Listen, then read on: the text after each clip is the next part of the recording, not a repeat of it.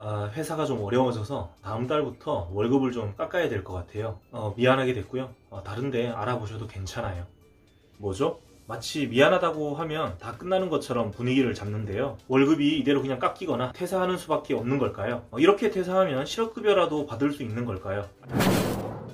안녕하세요, 왕노무사입니다. 오늘은 임금 삭감에 대해서 알아보도록 하겠습니다. 다음 달부터 월급을 좀 깎아야겠다 라고 하는 것은 근로계약의 내용 중 일부인 임금에 대한 내용을 변경하자라고 사용자가 제안하는 겁니다. 말 그대로 제안이에요. 제안을 받아들여서 알겠다 라고 하면 임금 삭감에 동의하게 되는 것이죠. 따라서 싫다라고 하셔야 됩니다.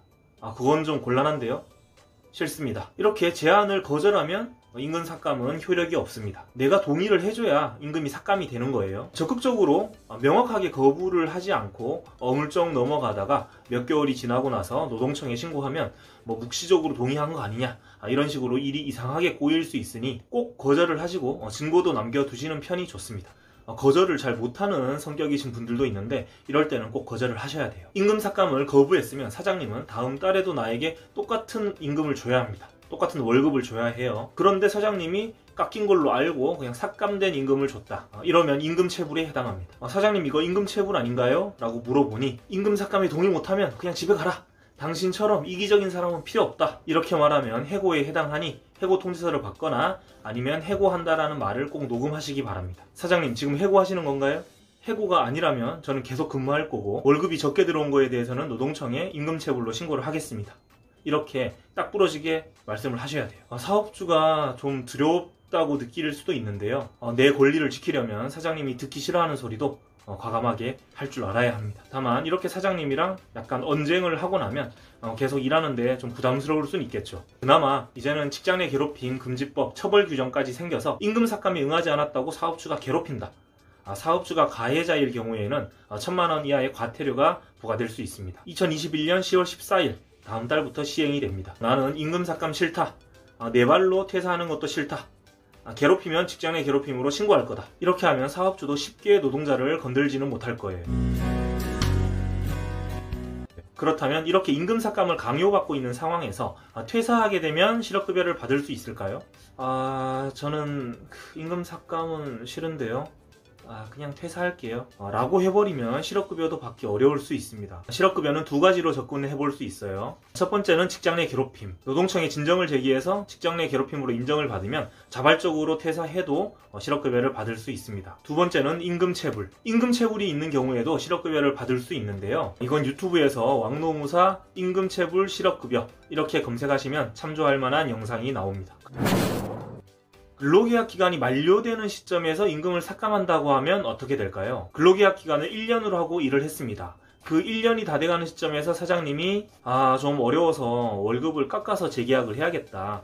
월급 깎아서 계속 일해줄 수 없겠냐? 라고 물어보면 상황이 좀 다릅니다. 조금 전 상황은 근로계약이 계속 유지되고 있는 것을 전제로 말씀을 드렸습니다. 지금은 근로계약이 만료되었기 때문에 근로계약을 새로 체결해야 합니다. 이땐 서로 새롭게 합의를 해야 해요. 사용자는 임금을 내리겠다.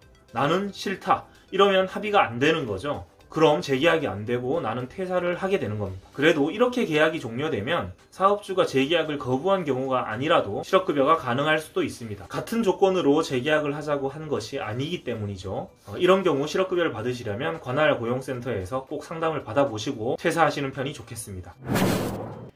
근로계약서 쓰고 또 연봉계약서를 쓰는 회사도 있습니다. 연봉계약서에는 별다른 내용이 있는 건 아니고요. 근로계약서 내용 중 임금에 관한 내용이 연봉계약서로 옮겨갔다 이렇게 생각하시면 됩니다. 굳이 연봉계약서 안 써도 됩니다.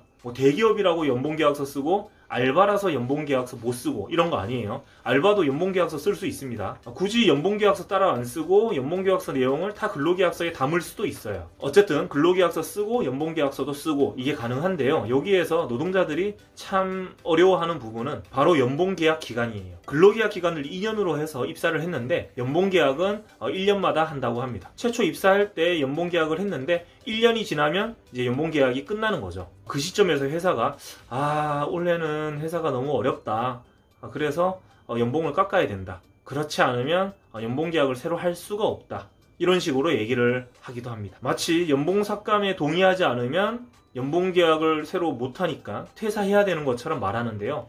사실은 그렇지 않습니다. 연봉계약 기간이라는 것은 아무 의미도 없다 라고 생각하셔도 됩니다. 연봉계약 기간이 끝났는데 연봉계약을 새로 하지 않는다. 그러면 어떻게 될까요? 그럼 퇴사해야 되는 게 아니라 기존 연봉이 그대로 유지가 되는 겁니다. 반대로 연봉을 무조건 올려줘야 하는 건 아니에요.